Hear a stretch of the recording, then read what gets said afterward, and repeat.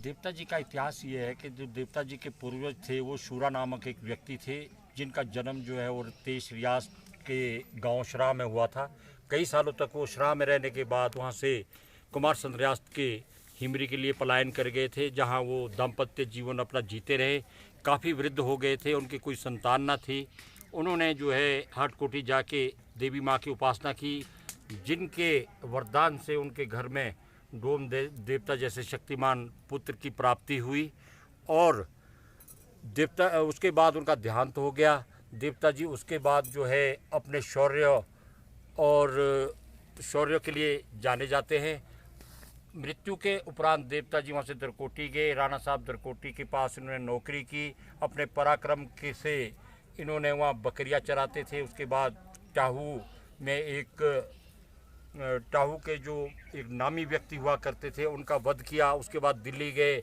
दिल्ली में भी इन्होंने वहाँ के जो साम्राज्य थे उन्होंने वहाँ पारितोषिक का एक रखा था, जिसमें शिरगुल और महासू भी उपस्थित हुए थे। और पारितोषिक के रूप में दिल्ली से इनको अशर्फियों से भरे हुए 3 चरु दिए गए, जिसकी स्थापना इन्होंने अपने जीते जी गुठान में की थी।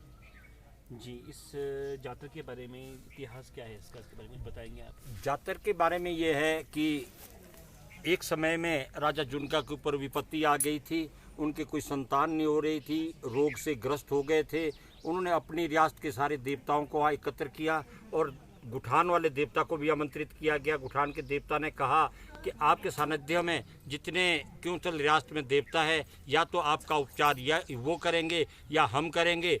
तो जब उन्होंने उसका उपचार देवता जी ने किया तो उनको बताया गया कि आपके द्वारा एक ब्राह्मण की हत्या हुई है जिसका आहिचा नाम था, जिसके परिणाम स्वरूप आपकी गद्दी को कुष्ठ लग गया है। और ये कुष्ठ जो है हम आपसे उसका निवारण करेंगे। उसके बदले में आप जो है यहाँ एक गाय के लिए सोग छोड़ेंगे। सोग यानी कि एक खेत छोड़ेंगे जिसमें गौएं चरेंगी, और बढ़ावक नामक स्थान में एक ताल भरेंगे पानी से, और उस पानी को जो है अश्निखट से भरा गया। अश्निखट से लोगों की लाइन बढ़ावक तक लगाई गई और घड़े से घड़ा पास सिटोन सिस्टम से वहाँ पहुँचाया गया, जिससे कि वो तालाब भरा गया। और जब देवता ने उनसे उस विपत्ति को दूर किया, उनका कुष्ठ दूर किया, उनके औलाद हुई, उसके फलस्वरूप उन्होंने देवता को जो है पूरी रियासत के अंदर जातर देने का ऐलान किया। और जब जुनका में गद्दी होगी या उनका टीका होगा, उसके उपलक्ष्य में जो है वो सारी रियासतों में जातर होगी। इसके अलावा जब गुठान में जातर का आयोजन किया जाता है तो 18 ठुकराई और 22 रियासत के सभी राजाओं को वहाँ बुलाया जाता है। उनका मान सम्मान किया जाता है, आतिथ्य किया जाता है। उसके बाद देवता अपनी पूरी प्रजा का भ्रमण करते हैं, जिसमें कोई 400 के करीब जो जातर का हमारे पास रिकॉर्ड है, पहले हुई है, अभी भी वहाँ जाएंगे। और जब ये जातर का जो दौर है समाप्त हो जाएगा, गुठान में बढ़ातर नामक एक उत्सव का आयोजन किया जाएगा, जिसमें सभी देवठियों से राजे राणे और मत्याना से देवी साहिबा महेश्वरी की छड़ी आएगी, और वहाँ पर जो है एक भव्य उत्सव का आयोजन किया जाएगा। और जो ये नृत्य है, जातर नृत्य, चोलटू नृत्य, इसके बारे में आप क्या कहना चाहेंगे? चोलटू नृत्य एक भव्य और शानदार नृत्य है। इसकी जो ड्रेस है हमको जुनका की तरफ से प्रेरित की गई थी। हमारी जो राजधानी थी, हमारे जो तत्कालीन शासक थे, उन्होंने गुठान के लिए केसरी पगड़ी और सफ़ेद चोलटू और पजामे बनाने का आदेश दिया, जो एक आज रिवाज है। और लोगों ने चांदी की कल की जंजीरी लगा के, ताकि नृतक एक अच्छी मुद्रा में लगे, उसका भी उन्होंने एक निर्माण किया।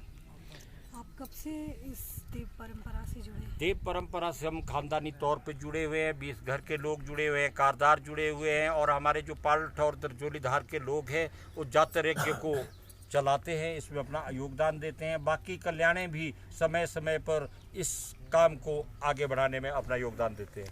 तो लगभग 3 वर्ष का समय लग जाता है इसे समाप्त होने में? जी, ये 3 वर्षों में देवता जी की जो पूरी परिक्रमा है, 18 ठकुराई और 22 रियासत के अंदर जहाँ जहाँ भी डोम देवता के कल्याण हैं, इसमें 3 वर्ष का इस यज्ञ को समापन करने में समय लग जाता है।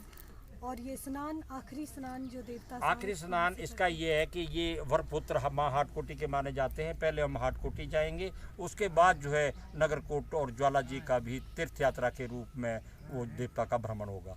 बहुत बहुत धन्यवाद। ये जानकारी सब लोगों तक पहुंचाने के लिए आपका बहुत बहुत शुक्रिया।